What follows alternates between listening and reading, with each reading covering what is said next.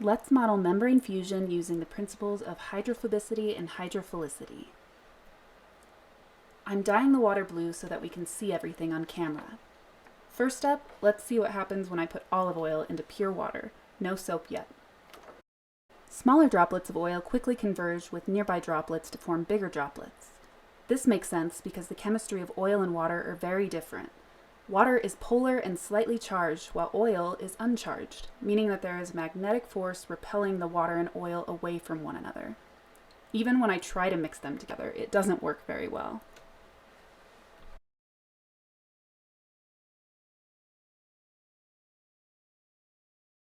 I will admit, I thought we were pretty clever with this demonstration of bubbles merging together to model membrane fusion.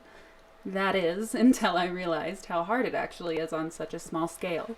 Not as easy with dish soap as it is with the bubble wands we used as kids. It makes a lot of sense why viruses would need a hydrophobic fusion domain on their glycoproteins that interact with host cell receptors to poke a hole and start the process. Here's some of the best shots I got.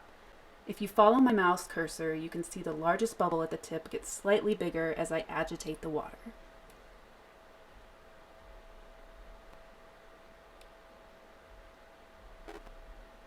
Pretty unimpressive, largely. Again, if you follow my mouse cursor, you see the largest bubble at the tip gets slightly bigger as the smaller surrounding bubbles merge into it.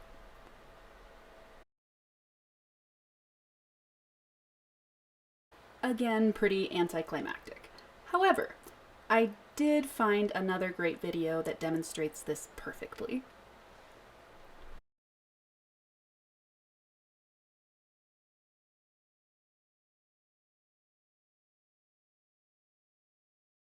Now let's see how a detergent like dish soap affects oil.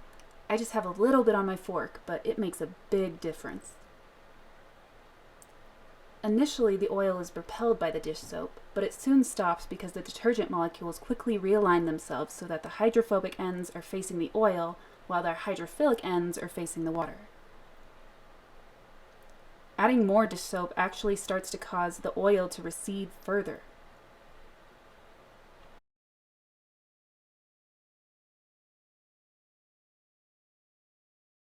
Finally, we are introducing soap into the oil and water, so let's see what happens. It's literally cutting through and trapping the grease. It's like a Dawn dish soap commercial.